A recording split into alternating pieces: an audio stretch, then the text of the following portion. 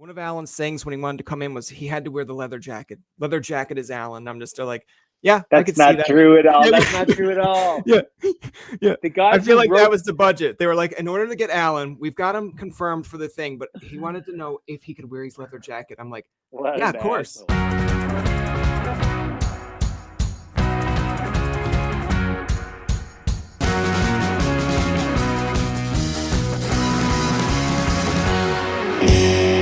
Allan, I guess the really first thing I want to ask you is when I was doing a little bit of research, because I was like, I know Newfoundlanders. I'm a Newfoundlander myself, but I always thought that you were like born and raised in the Goulds, like myself, but you were actually born in Bell Island, but moved when you were younger. Yeah. So the thing there is my old man, who's no longer with us, as Bell Island. I was born in St. Clair's, right? But Okay. we left Bell Island when I was 3. So I grew up in the Goulds, and I always was like, I'm from the Goulds, and then my dad used to lose it at me and be like, you didn't mention Bell Island, Bell Island, Bell Island, Bell Island. So then I had to always say, well, I was born in Bell Island, grew up in the Goulds, and then it looks like I'm pretending to be grown up from Bell Island, but at the same time, the Bell Island people see me as a Bell Islander. So I don't know. I grew up in the Goulds. I grew up from the age of 3 to when I left the Goulds. I feel like that's fair because I grew up in the Goulds, but now I live in Witless Bay. So I feel like at some point, if you ever became like known throughout Canada, I feel like there's people in the Goulds that are like, no, we're claiming them. But then there's people like, hey, his podcast was from Witless Bay, so technically, don't we get to claim him? Yeah, yeah. I'm sure the Goulds people were glad to be rid of me. Yeah. I want to ask, like, because I know I went to Mon to do communications, but then I went to Carleton to finish communications because it was only starting.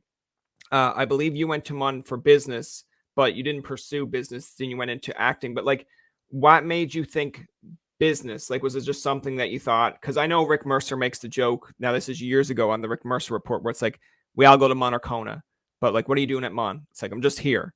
Was that your kind of approach to it? It was like, I got to go to Mon for something. Let's try business. Yeah. And my mother was a real advocate, my father too, to drive us into secondary education, and to keep pushing yourself so that you were, my father always used to say to me that you have to do a job that that you enjoy.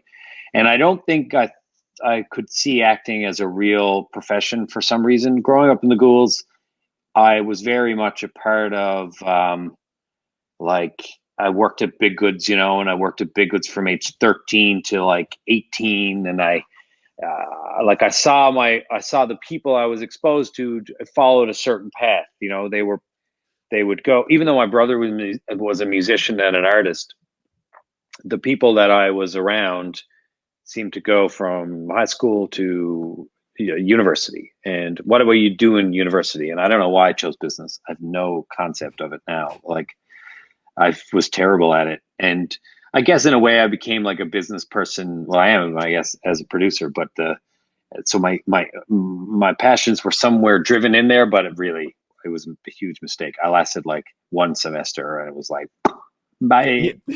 That's fair. I was going to say, like, because obviously it's the old school approach, I guess, in terms of getting an education to get whatever your career is. And I kind of follow that in the same sense as it's like, people can take a lot away from you, but they can't take something away that you earned. So if you have a degree in whatever, it's not like they can come back 2 years and say, we're actually going to take that back from you. It's like, you have it. That's why you have it, because you studied for it. But I guess your mom being, I'll call them like an ex-nun / elementary school teacher, that had to be a little bit like when she's telling you, hey, come on, figure something out. Was it like in your household, was like, come on, Allan, figure something out, or I'm going to bring out the ruler? No, she's the sweetest. She's really kind, sweet. You just didn't want to disappoint her. You know what I mean? Yeah. So she wanted you wanted to make sure that she felt like you were all right.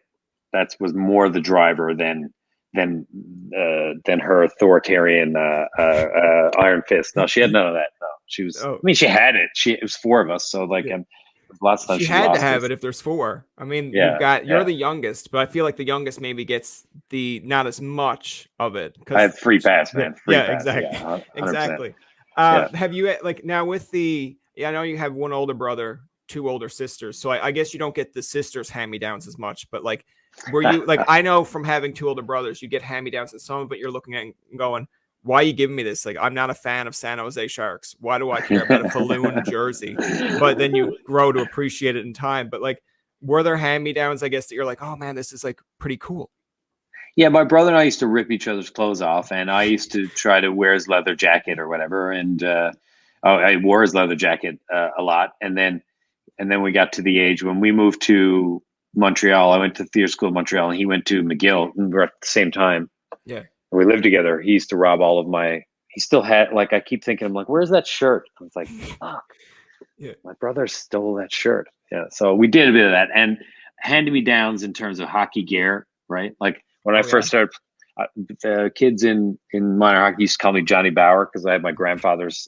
I started with my grandfather's skates, or my dad. Maybe they were my grandfather's, but they did have the edge on the edge. You know, they were Okay. like, yeah, they were like the hockey sweater skates.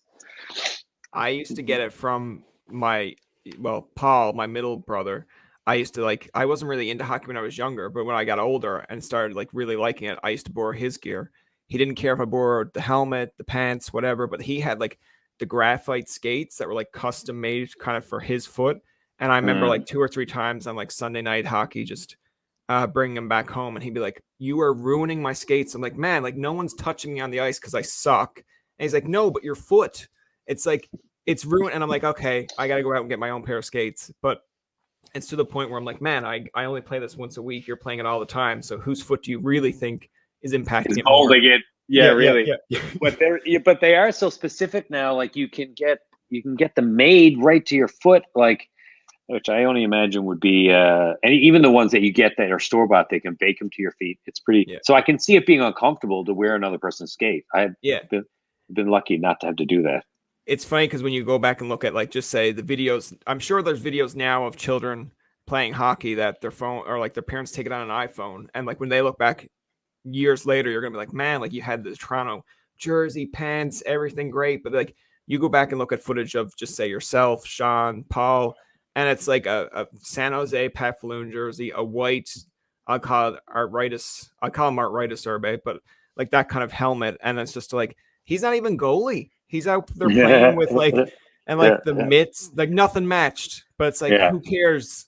yeah. But I know. yeah, Yeah, it's you just do. funny to Yeah, look at it's just funny to look back at those films or those footages. But yeah. I want to ask because when you said now you went to Munn for business, how did you end up going into the like the acting side? Like, at what point did you have this, I guess, epiphany? Or because there is a fear of failure. I think that's just normal when you're going into anything. But at what point did you really say, "This is what I want to do"? Like, F it, I'm going for it. Well, my brother was a big influence, and my two sisters as well. My brother was in music, right? So he went to Munn and did music at Munn, and so that was like, oh shit, you can go be you can be in music. Okay, right. Well, that's Yeah. definitely somewhere my brain was sitting. And in high school, I was doing theater with Tony Duffany was our drama teacher, right? And Shout he out was to like, Tony. Yeah. yeah, yeah, to the Duff, and he had uh, brought so many of us into it. And it's funny when I look back, all the people from the Goulds who are today running the arts community of Canada and Newfoundland, and or at least integral parts. Like I didn't, for some reason, see it as real when I was there.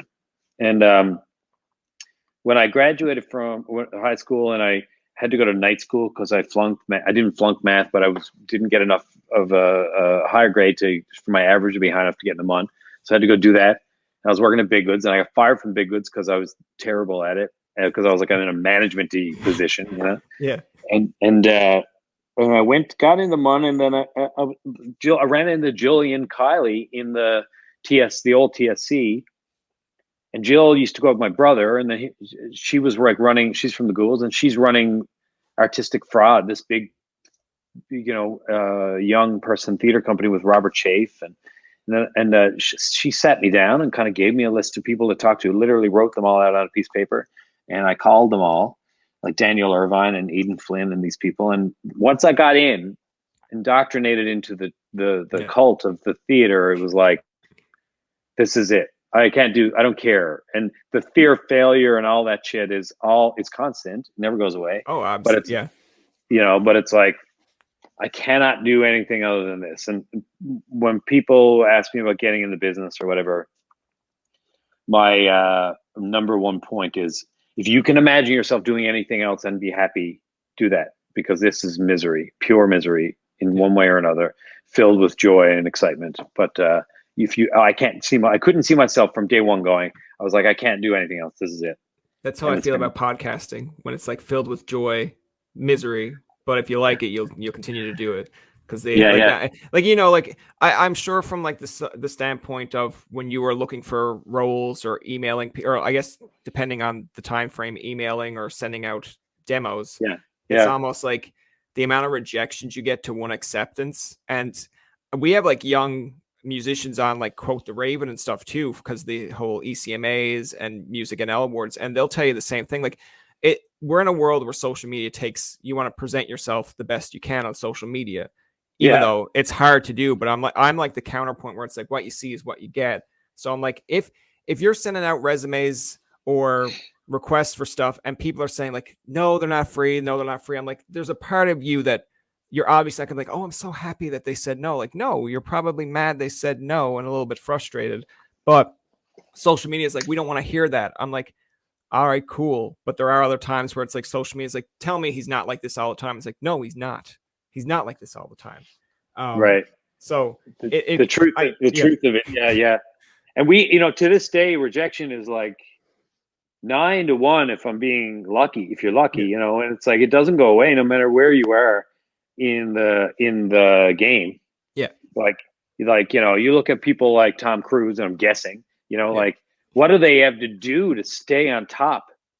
Like, there's always someone there to replace you, and it's evolving, and you have to move down or move forward or laterally. It can be miserable if you let it. And it's like, for me, the idea that I'm able to work on projects that I'm passionate about is like, it's where it's at. It's the only thing that I can focus on. And when you don't get to do it, it's real hard. Yeah. And you just kind of got to find your way through it and remember, like, well, what you did yesterday is done. It's like, it's over. It's like, it doesn't matter anymore. It's like, what are you doing now? What's your next thing? What's your next passion or whatever? That's kind of like what's going to keep you driving, like, more or less, like, if it's something that you're going to look back on and say like, okay, that's the biggest achievement I got, or something that's like, okay, well, that was like 5 years ago, let it go. It's almost like, okay, let's build towards something like that you're going to keep going with. But I kind of want to ask you this, not in a kind of a humorous way, but I'm sure when people interview you or discuss things with you, they're all about Republic of Doyle. So I feel like this is going to be a fresh approach to you. Maybe you'll be a little bit insulted, but hopefully you take it the nicer way, where I don't think I've watched a lot of Republic of Doyle, but I think my first time seeing you, and someone actually pointing out that, I think it was my brother pointed out, like, oh yeah, like he grew up across the street from us or just up the block, was in a Great Big Sea video. And I was like, oh, that's cool. That's interesting. So you're telling me that we don't have to like necessarily be boring people. Like, we can actually be in Great Big Sea videos. And at the time I was like, that's got to be like the highest achievement ever, to be in a Great Big Sea video. It was. Yeah. 100%. But 100%. like, I can't remember the song per se, but I know, like, as a kid, Clear syndication. There you go. And as a kid, hearing the lyric of like, the silence was the loudest thing I ever heard, I was sitting there and I'm like, that's pretty stupid. How can silence be goddamn loud? But then when you get older, you're like, oh, that's so deep. I remember seeing the video, and I think if it's not for you and not Great Big Sea, I don't think myself, I'll speak for myself, but I think one of the shirts you had was like a Republic of Newfoundland shirt, and like, it was just like the flag kind of symbol here on this here, and then the flag on the back. And I was like, man, those must have went through the roof after that video was released, where people were like, wait, it's cool to have a Republic of Newfoundland shirt. We don't have to have the blue, white, and red. We can go back to that. And I'm like, Yeah, you can, I guess. Yeah, my So that separatist ears. My separatist ears. yeah, like I like that, and I liked actually. So most recently, we've had a few on from Hudson and Rex to interview, Yeah, and I mentioned it to Justin Kelly, and I said if I ever have Allan on, I will mention it to him. But he was talking about, he's like, yeah, it's like one of Allan's things when he wanted to come in was he had to wear the leather jacket. Leather jacket is Allan. I'm just still like, yeah, I could that's see not that. true at all. Yeah, That's not true at all. yeah, yeah. The I guys feel who like that wrote was the budget. They were like, in order to get Allan, we've got him confirmed for the thing, but he wanted to know if he could wear his leather jacket. I'm like, what yeah, an of course. asshole. He has to have the leather jacket. No, the guys who wrote that used to write on Doyle, and I felt like Right. it was a joke at me Yeah. because like I knock a guy out and take his leather jacket because Yeah. I'm breaking out of jail in that show, and I Yeah. died laughing when I read the script. That's funny. No, Yeah. yeah, no, it was fun. Yeah, I that's like the so again with Republic of Doyle, I know we'll discuss it, but that's the two things that really stand out. So I feel like there's a part of you that's like, again, trying to read your mind, but it's like, really? Like that's what you remember me for? I'm like, yeah, but the Hudson and Rex episode, I remember getting into Justin and Mako about it. I'm like, you had him on, you could have had him on as Jake Doyle, but they were like, even Mary Welch said like, Brian, like that was like that show's been over for so long that doesn't make sense. People wouldn't understand it. I'm like, all right, Mary, relax. Like I just thrown out an idea, but Yeah, yeah. it'd be interesting to do it down the road where you have this big episode where Hudson needs to call you back to like it's a big story, and I'm like, I think I said it to Perry as a joke, and Perry was like, yeah, pitch that. I'm like, yeah, because they're gonna listen to a 29-year-old in a basement. Like, I got an idea for you. It's like, yeah, I got an idea for you too. Here's a finger. I'd be like, great. Well, the I'm not offended at all about not talking about. I Yeah. it's all good. Like I don't. People say to me so often, like, well, sorry, I didn't watch your. Yeah. And I'm like, I don't fucking care, man. It's like I'm just so grateful. I'm grateful for you. I understand. I started this business thinking tens of people would watch my work, Yeah. and I was maybe hundreds or something, and I'm good with that. Like you start off and you're doing theater and you're doing a play for two people in the audience, and you're like, okay, well, this is how it goes, and you fight and you strive to do the best work you can do, and then in my case, it got bigger and the audience got bigger, but it's not really what it. I mean, I'm insanely grateful that people follow the work I'm doing, but it's not like you can't be from the Goulds and live in St. John's and walk around like you think you're something. Like, I mean, you can, I guess, but you'd be miserable. Like it's You can't. I have to I have to re-examine everything here. No, no. well, you do you do you. Yeah, yeah. I can't. Okay, like it's like I gotta go play hockey every week, right? And I gotta go to the grocery store and I gotta see my friends and my neighbors, and I can't act like I am not where I actually am. Like Yeah. you are where you are, and people watch your material and they like your material, they identify with your material. Like I'm in Toronto right now, and people are stopping me on the street in Toronto and they like my work, and you're like, oh shit, I forgot people like, because I live in a bubble, right, Yeah. in Newfoundland, like where you just forget that the rest of the world is even out there, and then you go out into the world, and you're like, oh shit, yeah, we make an impact with the work we do, and that's such a it's a real gift, right? And it's not just that's not just I'm not just saying that. That's like you expose yourself to the most people possible. They buy into what you're doing, and it gives you an opportunity to keep doing it. That's the only way I look at it, and I'm grateful when people watch any of my shit, whether it's the Great Big Yeah, C video or whatever.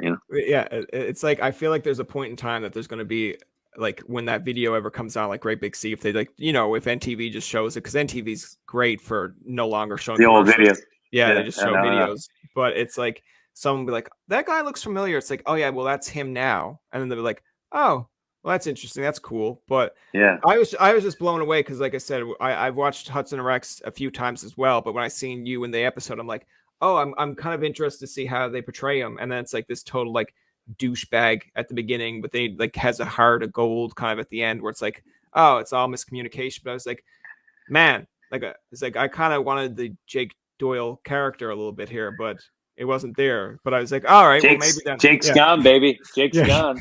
yeah. I want to ask you though.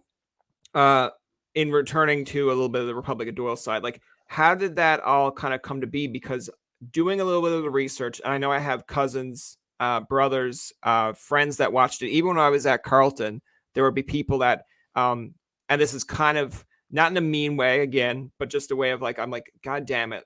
When you're from Newfoundland, that's what they dignify or like identify you as. But Yeah, you'd go yeah. up to someone, be a girl, be a guy in your class, be like, hey, I'm from Newfoundland. They'd be like, I love Republic of Doyle. I'm like, God damn it. Like, we have more things than just Republic of Doyle and the sea. Like, get to, and then they'd be like, can you talk Newfie to me? I'm like, that's a Jason Derulo thing where it's you talk whatever, but like, that's not me. But in Yeah, talking about, I went through all that yeah, same shit too. Like it was the shipping news, though. You know yeah, what I mean? And yeah, at least Republic of Doyle was written by us, yeah, and you know, not nothing against Annie Peru, but I mean, Jesus, yeah. the squid burgers and the whatever of it all, it was drove me crazy.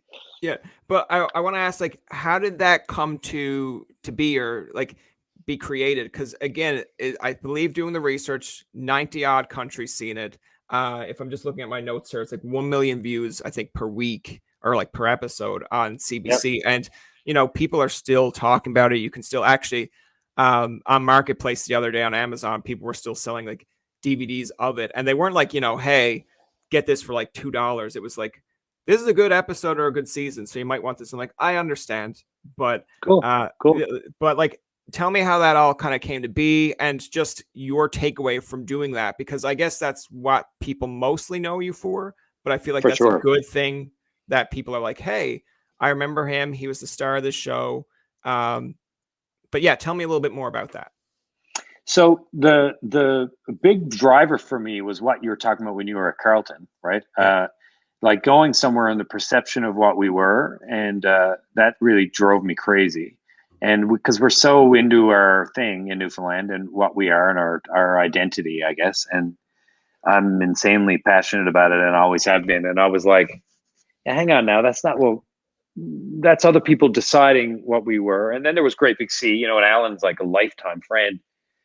That Great Big Sea represented us in a way that I was insanely proud of. And there was, of course, the Codcos and the 22 minutes and stuff. But then there was all these other stuff, mostly manufactured by people from outside that talked about who we were and what we were. It drove me. So yeah, a lot of my time was spent obsessing over that and wanting to make art to represent a different version of what that was. And that's kind of where Doyle spawned from. With the idea I was doing like a play on Bell Island actually, uh, and I had that idea, and I remember calling my brother and telling him about it. And he was like, "Man, that's a cool idea." And then Danielle Irvine, who's a wonderful theater director, she runs the Cupid's Perchance Theater Festival there, works at Stratford and NTS. She let me use her computer, and I wrote it all out in a document, and I mailed it to myself. And then, like, that was what you do, for copyright or whatever. yeah, yeah, And then for years, I went in and did my thing. I went to school, and the idea didn't go away. It got more intense. And then Perry Chafe and I started writing shit. We wrote a sitcom called Bad Goods, which was a situational workplace comedy set in Big Goods, because he's from Petty Harbor, right?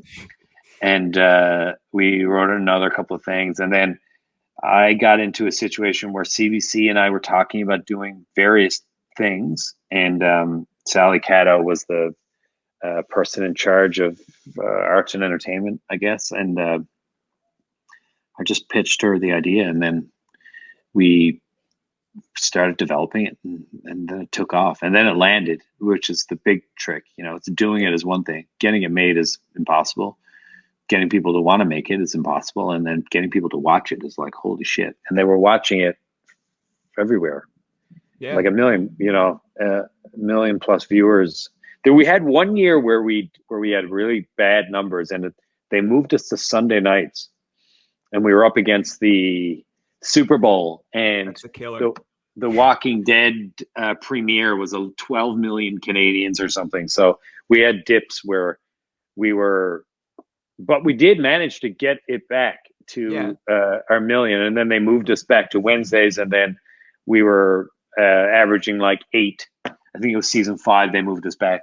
Then we were like 8, and then it crept up to a million again, which is pretty cool. I mean, it's hard to do that now. I mean, it's a different viewing landscape because the It's streamers more were just stream. starting. Yeah, it's more streaming. Like I find, like I'm a big, well, when I was younger, I was a big wrestling fan, and like when you were looking at WCW versus WWE, and then they're talking about a ratings war. It's like today with say AEW, WWE, it's kind of like not really a ratings war as much as like, okay, who streamed it at what time, and it's kind of like hard to really identify that to get numbers anyway. But I do think I do think it's interesting when you're talking about like, because I don't think I've mentioned this to anyone that we've had on in terms of like acting TV side, but when they say give you an email or send you a thing, whatever it is, to tell you that you're moving your time slot to a different day, like what goes through your mind? Like, do you kind of evaluate that yourself of like are we not doing well? Are they trying to help us do well, or like what's going on? It was a conversation. Like we sat down, yeah, discussed it. I made my case that I didn't want to move. I didn't want to move because it's consistency, but they had their reasons for it, because there was a show that stopped in the US that was kind of beating us in numbers, and it was on Sunday nights, and I knew we were doing well because our numbers were really doing really well, and they were trying to go for more.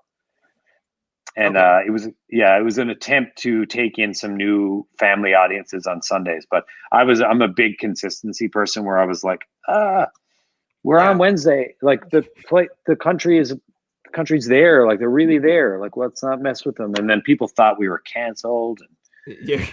It's kind of like when you get consistency, that's what you want. Like, it's like, when you're first starting any project, like the same with this podcast, it was almost like, I would consistently post it at say like 8 p.m. And then I was like, you know what? Like I'm a big Conan fan. So then I started going at like 12 or midnight, because I'm like, who cares? At least it'll be out by the next day so people can see it. But it's kind of like a little bit of a story. Feel free to like just say like shut the fuck up when I'm done. But like it was, I believe when Jimmy Kimmel was starting his kind of late night show reign, Jay Leno had told him, you can't go on at like 12:05 one night, 12 o'clock one night, 12:01, because you got to get an audience, number one, to watch. And if they're turning on at 12 o'clock and you're not on, they're just going to go, all right, he's not on tonight, even though you could be on like 5 minutes later. So he said consistency is pretty much key. And I like how at the end of the whole realm, Jimmy Kimmel makes fun of Jay Leno for taking Conan's Tonight Show. But I'm like, the guy kind of helped you out there. He kind of told you to stop wearing like casual, just everyday shirt and tie or shirt and pants, and told you to go put on a suit and shit. So I'm like, I get it, but I do agree with you in terms of like the consistency part, because even doing podcasting, it's like I put this up, I'd say at Wednesday at midnight. If not, it comes out Thursday, but at least it's there. But I feel like if you just said, yeah, we got an interview with Allan Hawco, it'll be up sometime this week, people are like, all right, well, I'm not going to count on you. I'm going to just do what I got to do and they'll lose their train of thought, like it's interesting to a streamer, because that's all changed now so intensely, as we were talking about the streamer stuff. But look at Apple. Apple TV releases their new show, comes Friday at 8 p.m. Like they're bringing back appointment television. HBO still consistently doing it through Crave and whatever. It's like the new episode drops at 4 p.m. on Thursday, whatever. It's like, because Netflix was dropping them, Amazon was dropping them all as like one thing. And it's like they're pulling that back now, and they're now making it appointment television again, which I think is interesting to watch. But they're not tuning into the television. Yeah. They're tuning into the streamers, the broadcast.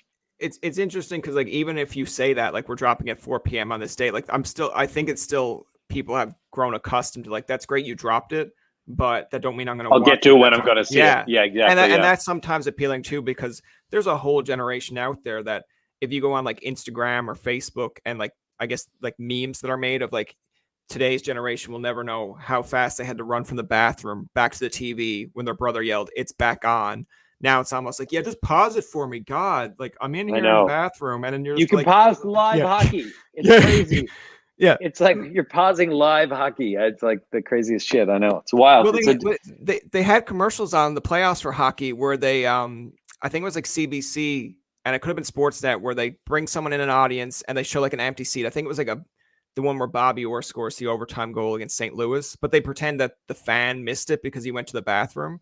And it's like the end of the commercial is like, where were you when this moment happened? Or it's like, I was at my nan's house and they didn't have a TV, so I ended up watching the Fishbowl. And I'm like, there's a generation out there like, what do you mean? Couldn't you just pause it? And it's like, no, you missed it. You missed like Lemieux's goal of crazy dekes between like the North Dekes defenders. But now it's almost like, hold on, can you rewind that? Like the perfect example, McDavid's. I was just going to say, my God, man, that moment is the greatest moment I've ever seen in hockey. And it's like, you just watch it and you're just like, how did he do that? Like how that moment where he comes out, turns around. He basically says, you know what? Screw you guys. I'm going back in. No one's helping me. Let me do it myself.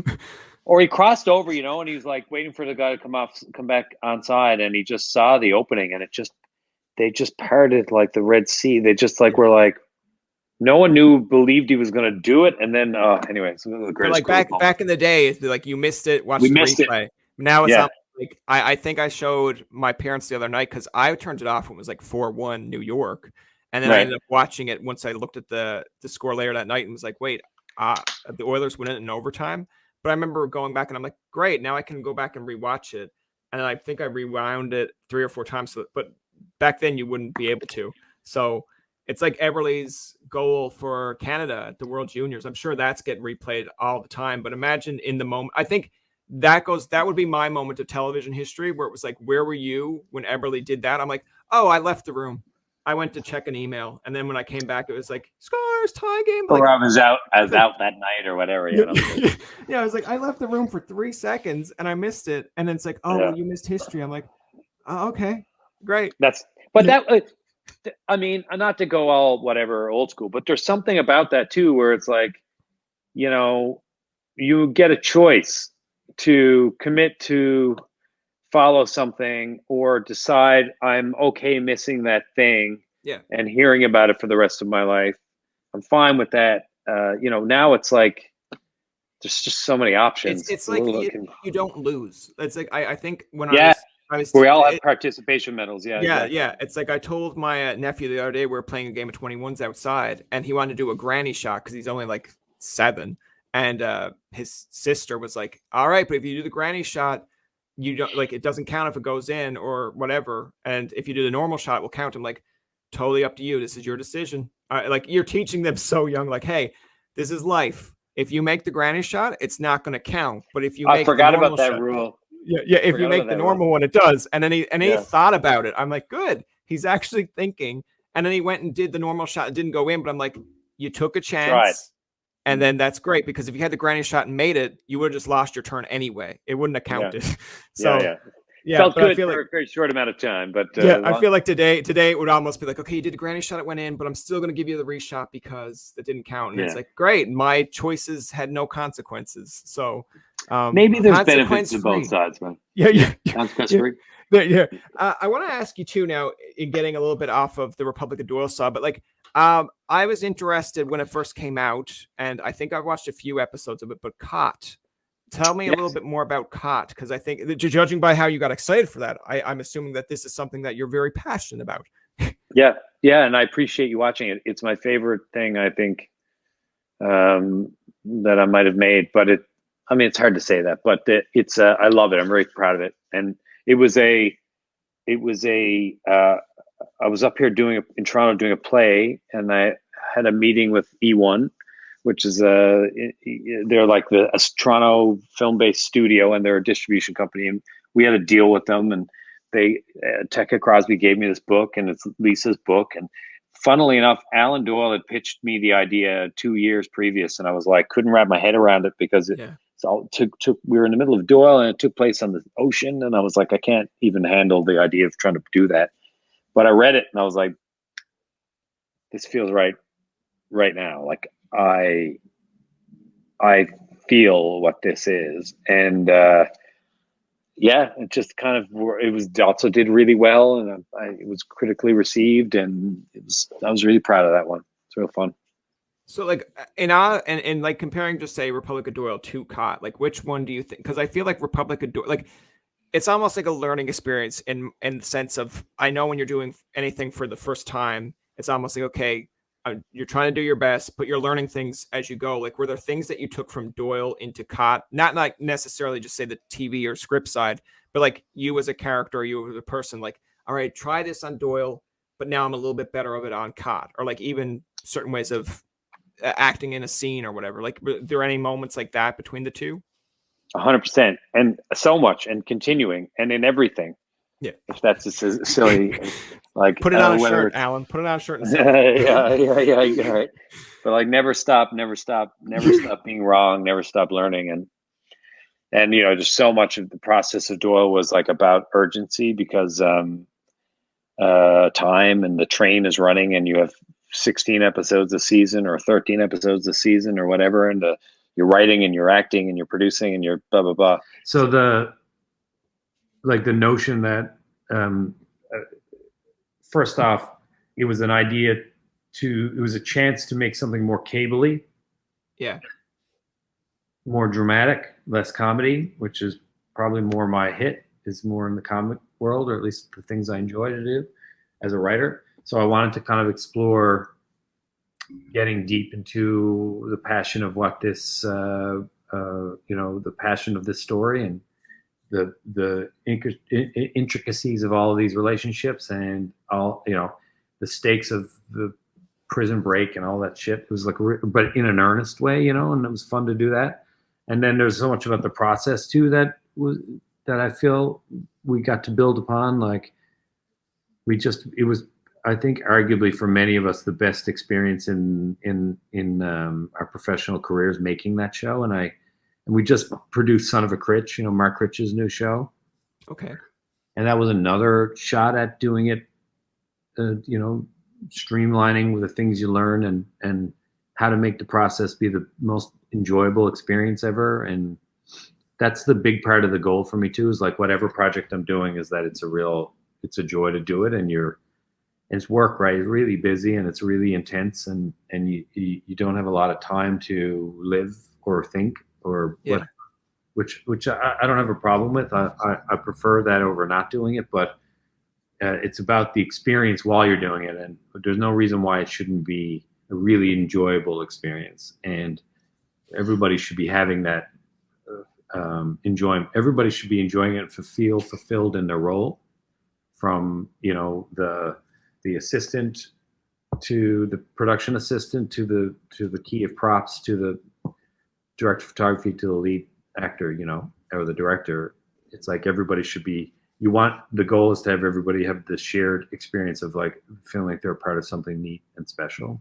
That, I feel like, the more you get to do, the more you get to be better at that, or at least I strive to be anyway. Oh no, I feel like that's a good answer. It's funny because when we were talking to Perry, now this was years ago, but I believe Perry, and I could have my phrasing wrong here, but I believe the Republic of Doyle, when you mentioned earlier when people thought it was canceled because of the time movement, he even said like there was people that wanted to see, like, I guess at the time, it was probably like 1 or 2 years after it was done, but they wanted to see a revival of it, or even to this day, people are like, why don't they do it? But Perry was like very adamant to tell me like, hey, like, we didn't get canceled. We just finished the show. I'm like, well, yeah, it's the Jerry Seinfeld approach. It's like when you're interviewing Larry King and he's like, it's like, so that got, and he got like so mad. He's like, we were the #1 show. It's like, what are you talking about, Larry? It's like, I closed it. And I'm like, I get it, Perry, relax. But I want to ask you, like, in closing it, like, when did that moment come to you that like, okay, we're finished, we're done, let's just wrap it up? Because a lot of shows go on and then they wait till, like, I guess the audience kind of like drops down, or like, okay, we're not getting the audience, let's just clue it up. And then there's some people are like, we knew we were going this long and then we were going to finish this regardless what happens. So what, like, I guess was your mindset or approach? I mean, I look back now and go, well, here we go. Did we leave too early? And then I remember how absolutely fried I was. Like, yeah, I don't think I had much gas left in the tank. I think that shows like that, sometimes you give other people step up and take over larger creative roles, or you bring people in maybe to help juice it. Maybe I would have done that. But I talked to the network, and I was like, are we finished, do you think? And we kind of like, we just kind of felt like maybe it's time to, maybe we shouldn't push for it to keep going. And that's kind of where it sat. Obviously me and the guys talked about it first, But in hindsight, I probably would have done that differently too. I probably would have. It was all like you said earlier. You know, everything was firsts.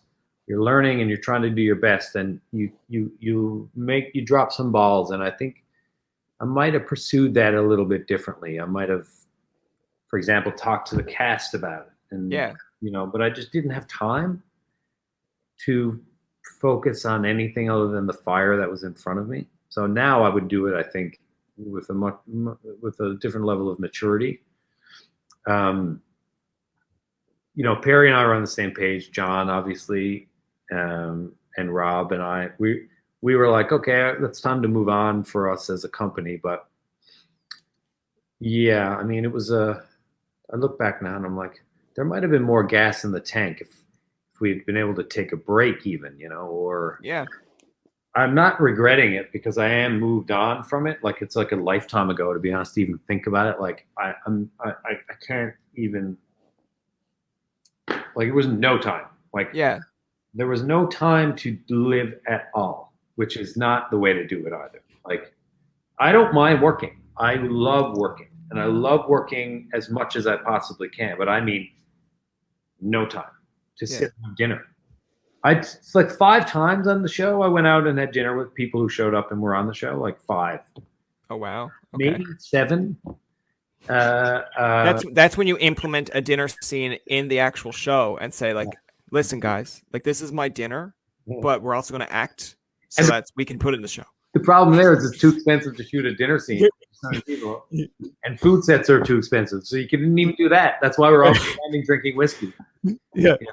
I do think like I like your answer there, because I look back at it and like you said, like Perry's version of it was more or less of like, hey, the characters were developed, they had reached their point, like this person has grown up, ended up getting, like, I guess it was like married or had his wife or engaged, whatever it was, but it's like you see them progress. And I get that, because when you watch, and I feel like you're gonna be like, well, that's a good comparison, or like, I can't believe you're comparing me to this, but like when you're watching something like my favorite shows like Big Bang Theory, How I Met Your Mother, or like even Boy Meets World, like I know that's a little bit more dated, but like they did have to eventually wrap up, and they wrapped it up nicely. Like people argue against the How I Met Your Mother way, whatever, but like there's no way that you could, like, I kind of give Boy Meets World credit because you watch Corey from when he was small all the way up until he's like a teenager. Now he's off to university, but like, what else can you do? Like once they're off to university, you built that audience with them. And it's not like me as a 20, well, I was younger, but if I had to stay with the show per se, I'm in university. I'm like, I don't give a shit now what Corey's career is, because I'm also with a career. So like, yeah, exactly. Right. Like I'm not watching it as an adult being like, remember when I was 8 and Corey was 8 and now we're both adults? Oh my God. Like, it's so nice that me and Corey are on the same path. It's like, no, I watched it. These kinds of shows, you can regenerate. We had so much personal arc in our show that it kind of hammed us, as Perry would have said to you. You know, we did live we let the characters go to the place where we felt like we've explored the most realistic ways we can grow with these people. But there were ways we could have probably reimagined, but we were just fried. Like, I feel like creatively fried. We just felt like we didn't want to be. I think Sally Caddo put it best in her response to it in the media, was like, no one wants to be the last person at the party. And that's kind of the way we approached it. It's like, let's leave when we leave. And on the note that we left at, I'm super proud of. You know, no regrets there, but I would definitely do it differently. Like, and there's a business model there too. There was 100 people that needed work, and it was like, shit. Yeah, it's a real pressure on your brain too. You know, when I think it's funny because I remember being at MUN and there was people in my communications class, and I think they ended up being like extras in like Republic of Doyle, or I guess in some cases COT, because I think some of them went on to do that as well. But like, I laugh at it because I'm just like in a communications class, and it's like, yeah, I got my paper done because like later tonight I'm filming with Republic of Doyle, and like you kind of peek up and turn around and be like, oh cool, like you think that they'd be like a big person on the thing. It's like, oh yeah, no, we just play background. And like, again, talking about growing up and then realizing things, like I was just like, yeah, it's just a measly background actor, whatever, like not to their face, but just like, all right. But then like that's kind of a foot in the door for you, because I know like now with Hudson and Rex, and like again they have a casting agency like on Facebook, And like, you'll be like, oh, like, I don't think I'm ready to go like a big role, but like, yeah, give me something in the background that I can just be there. Cause like you're trying to take every aspect of opportunity that's presented here.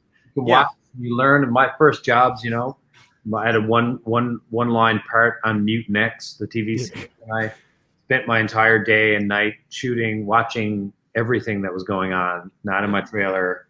I was basically a glorified background performer. But you take those opportunities, and also the background community in Newfoundland are really, you know, they're tight and they're really good, and that's a real skill set. And it's you know, they were all brand new when we started Doyle, and there's like, I see them all now going through posting on Instagram because you're friends with a load of them, and you watch everybody posting their Hudson and Rex stuff, and it's like they get paid well too. Like it's a good side hustle for a community, and that was one of my favorite. It still is one of my favorite things about producing shows in Newfoundland is that like we're providing like real time intense employment, right? And sometimes it's funny, like, because I know we had so I don't know if you would know him, but like there was Jay Malone, which is like a comedian from Nova Scotia. He was on like Just for Laughs, but he was saying when he went to LA to try to get his comedy career, his agent was kind of like, well, here's some like side parts and like shows that you can be in. And I think it was like NYPD, and he had to pretend to be dead.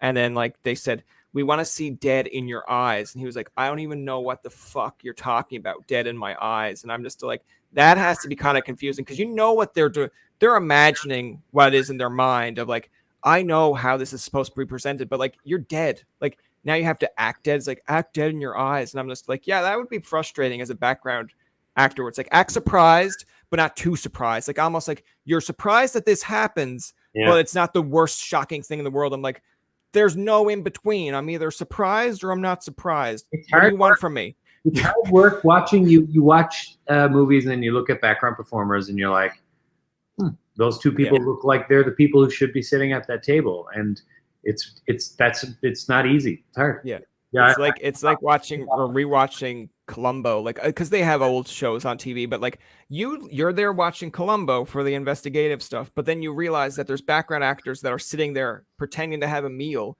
and in my mind, I'm like, they're definitely just having conversations like, how did you get this role in the show? Oh my god, I can't believe, and then it's just well, you don't know that, so they have to do it like this. Yeah. Wow. Yeah, and then at the end, it's like, why are you two laughing in the background? It's like, because this is so silly that we're talking, but we're not actually talking. But yeah. Well, that's it. You buy into it. Yeah. The other thing I want to get into, I guess, the last thing before like we get into a little bit of a fun aspect here, but like, I feel like there would be people mad if I didn't mention this, but of course, I believe it's on Amazon. I'm just gonna look here. Like, let me just make sure. Yes, you played Coyote. Is it Coyote? Yeah, Coyote in like Jack Ryan. But I was just like, in my mind, I'm like, he kind of reminds me of a Jack Ryan character anyway in Republic of Doyle. But I guess you versus John for the main role, they'd be like, listen, it's not gonna work. It's like, but I could play him. It's like, we'll do a Newfoundland version and you can play him in that one. But tell me a little bit about that, because I mean, you get to work with some major people in this, and I guess like a side question to all that would be like, did you ever get to talk to John, the guy who plays this role, and like be like, hey, not like pick his brain, but almost just be like, hey, like I liked your work, or he liked your work, or we were together the whole shoot, you know, because we were there, we were all living in the same hotel and having dinner and shooting and working, and he was very busy, obviously. Wendell, spent a lot of time with all these guys. Like, it was like, that's about how it goes on a set normally, anyway. And because you're living and breathing the material and the time, and you know, unless you're a dick, like you usually end up just kind of chilling and hanging out together. And I made some great friends on that shoot, actually. Really great. Wow, okay. Did you ever go to him and be like, I don't know if you ever did, but like, did you ever watch The Office, or like, you know, when he starts talking to you, did you ever like, I think it would be like a dick way to do it, but you know, you never know what people's sense of humor was. As soon as he started talking, just like turn to a side camera and like, oh, it would have been, I would have done it, but then he would have been like, can you get this guy off this shoot? Yeah. Like, we've only filmed like one thing with him. Yeah. The train is so expensive for that show. Like, but yeah, like our friends, you know, when we'd be sitting around, we talked about all that shit. Like, he's certainly not too big for his like bridges. britches. Yeah. But no, he's a great guy and open to. We talked all kinds of shit, and he was very generous and he's a really good actor, generous producer. He took all that stuff real seriously, and the whole cast did. Like there's a lot of real heavy hitters in that show, and everybody who showed up was happy to be there. And it was tough. We were doing a lot of night shoots in the Colombian woods, late at night, and that's kind of freaky, and all the wildlife that goes with it and all that kind of stuff. But it was really cool. It was really, really great experience. So, like, it's one of my favorite things about this job is going places, meeting interesting people and doing great work, obviously, but the experience is part of it too. I feel like some of the well-known actors that you kind of like in Hollywood or in general that people like their backstory when you really go into it is interesting, because I know, say, like Matt LeBlanc is one that people like on Friends, obviously, and a lot of them are interesting because just when you go into their background, I think John's situation was he had told his mom right before he got the office, he's like, I'm coming home. This isn't for me. And then he lands the office. And same with Matt LeBlanc's mother had told him it's not working for you. Come home. And then he ends up getting on Friends. So it's interesting where it's almost at the very end point, and then they go on to, get the role that they do. I believe lately they had Paul Rudd is the sexiest man alive. I don't know how you end up losing it. I feel like last year's winner was what did I do? What did I gain a pound? Did I grow something and you did not like it? But it's Hollywood, so it's pretty vain, I guess. But I like that Paul Rudd's been around forever, and he was kind of underappreciated, and now people are oh yeah, I like that film. I didn't know he was in that. And I'm he was always great. You guys just didn't really. Another thing I think, and I don't know that guy personally, but if I was a guessing man, I'd be saying he's probably a pretty decent human being too. He's been around that long that a big part of it's being a good person. I think maybe I'm naive, but I think it's the secret to the real thing is don't be a dick. Yeah. That's what the advertisement for this episode will be Allan Hawco. Don't be a dick. That's the episode. In closing it out, Allan, I enjoyed having the conversation with you. I wanted to ask you, because we're almost in the Christmas season anyway, but if you don't mind just having a maybe one or two Christmas related questions here. What are some Christmas traditions or something that you have you keep doing around Christmas time that you're regardless how stupid it is, how silly it could be, you're going to be I'm doing it because it's tradition? The big one that I find interesting is the new old tradition of Tibbs Eve being a thing. It's there's a real growing tradition among all of St. John's, really. The Tibbs Eve is the day to party, and it's a daytime party, and it's not a nighttime party, and it's everybody. So some of my friends go out shopping together. I don't go with them because I hate shopping, but they go shopping, and then we all meet after they're done, and we go have some beer and stuff, or someone has a party or whatever. That's a new one that I remember hearing about as a kid. Oh, Tibbs Eve, and then it kind of was not big when we were kids, but then now it's become this super cool adult fun thing to do. So that, and I mean, we were never. We were never. Our tradition of gift giving is very confusing. My wife and I are one of the two of the only families in Newfoundland that always open their gifts on Christmas Eve. So I have two family conflicts where, so it's a tradition I got going. I got to get to two houses. My sister's That's fair. I feel I want to open my gifts on Christmas Eve, but people won't let me. I mean, when I was younger, they allowed you to open one, but now it's almost I don't know why we used to do it. I don't know. Yeah. Santa Claus would always give us something in the morning, but then there would be but all the family gifts we would exchange at Christmas Eve night, which was super sweet, actually. Yes. Yeah. It's almost like a preamp. It's almost like when you have the pre-Super Bowl, or when they build up the Super Bowl, you're this is the pre-Christmas, where you're okay, it's here. We're exchanging gifts. That means it's on its way. It's definitely, we're in the season here. That's going to do it for this episode of Tobin Tonight. Our thanks to Allan Hawco for coming on to the show. Remember, you can find past, present, and future episodes on TobinTonight.com, Spotify, and iTunes. Follow us on Twitter, like us on Facebook, and leave a comment or two. For Tobin and myself, this is Jacob saying, thanks for listening, and good night.